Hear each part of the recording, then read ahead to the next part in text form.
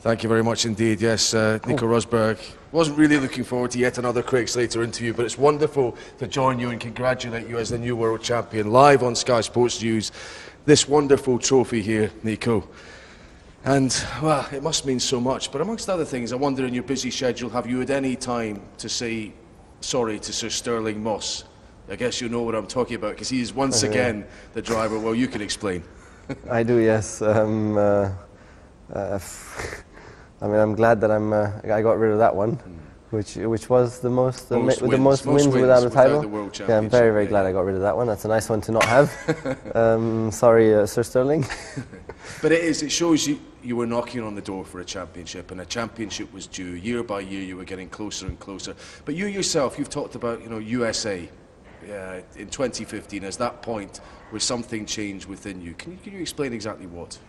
Yeah, for sure. I mean, it's as always, you know, that it's the tough moments and the losses, you know, which I think we need to try and use and to get stronger and to come back and to push and to reap motivation, you know, and more determination, and that worked for me, because losing 2 times to Lewis was very painful, very painful. First one was in the last race, although I'd been leading for most of the season. I was leading, and I lost it in the last race. And then the second year, and the way I lost it was really not nice, because I was leading, made a mistake, he got past, and then your loved Capgate. So that really, that was not nice at all, and so that was very tough again. And then, really, I just spent 2 days nearly alone, like in a hotel room, thinking, and came to the conclusion that I definitely don't ever want to experience that again, and I'm going to give it everything I can and not leave a stone unturned to try and avoid a situation like that again. And here I am now. So that was the beginning. After that, I won 7 races on the trot, you know. So something really clicked, and that for sure was one of the key moments. Yeah, and you've got it, and your name will be on this trophy in a day or so's time, and alongside your father's. It's the first time I just really saw it just now, and the first thing I did really was to look where my dad is, and that's really something very special to me, that we both achieved the same thing, and that we both have our name on this special trophy. That's so cool.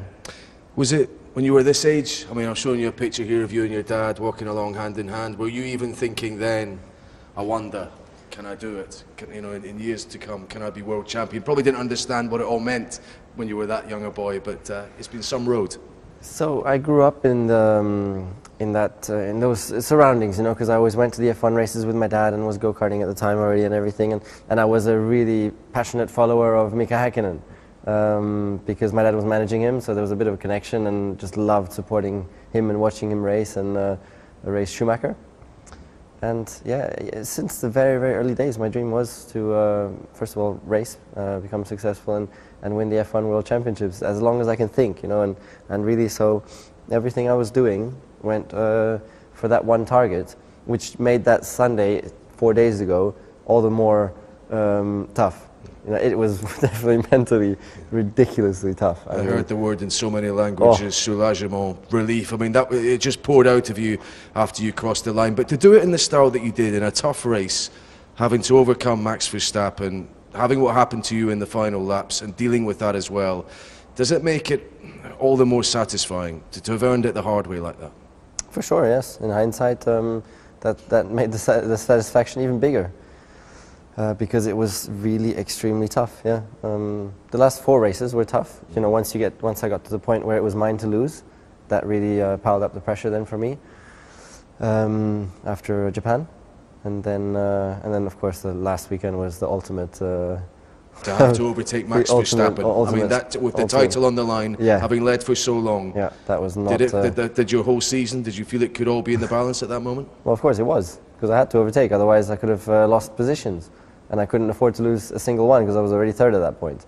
So that was, for sure, and tough moments in the race, really tough, extreme moments, but all the sweeter afterwards, and also the fact that it was Lewis that I took the title from. You know, that's a little bit extra sweet as well, because to me it feels like I've been racing him all my life, and all my life he's just edged me out for the titles.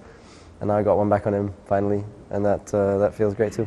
And there was a nice message from him today. I don't know if you saw it, but No. well, he said, well deserved. And it's a picture of the two of you together in junior Formula E, and we've raced each other, and we talked about how we'd both be champions, and now we are. And I just wondered, does that change the dynamic within the team? Maybe next season that it's champion versus champion. And I suppose you know, there's been a lot of water under the bridge, but here you both are, and still bringing success to this team.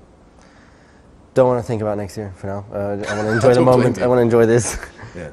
And just what happened, and just be here.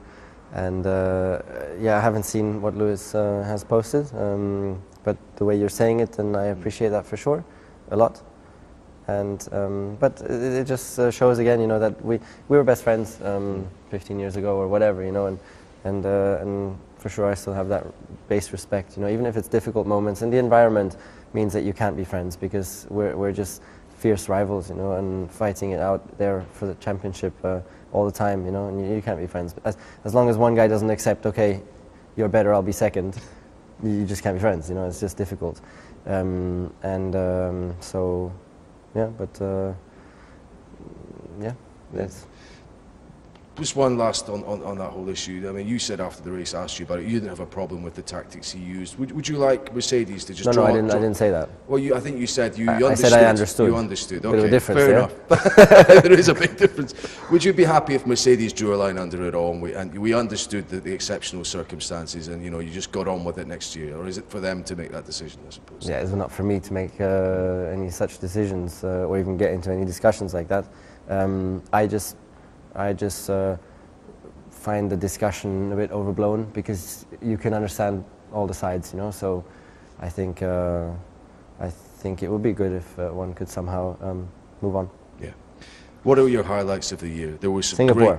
Well, yes, that. I'm also thinking Suzuka was really crucial. Well, Suzuka was crucial for the championship, massive, yeah. But Singapore was my highlight weekend because of the way it went. It was my best weekend ever, I think, in terms of performance and in terms of pressure management. Then in the end, because Red Bull had us over with a great strategy move, and then Ricciardo was hunting me down, and my engineer said he's going to catch you with 2 laps to go, and with such a speed difference, it's going to be difficult to keep him behind. So the pressure was on massively to lose a win that was actually nearly guaranteed at some points in time, because I was not going to give that away, you know. And that was a very, very sweet victory. Yeah.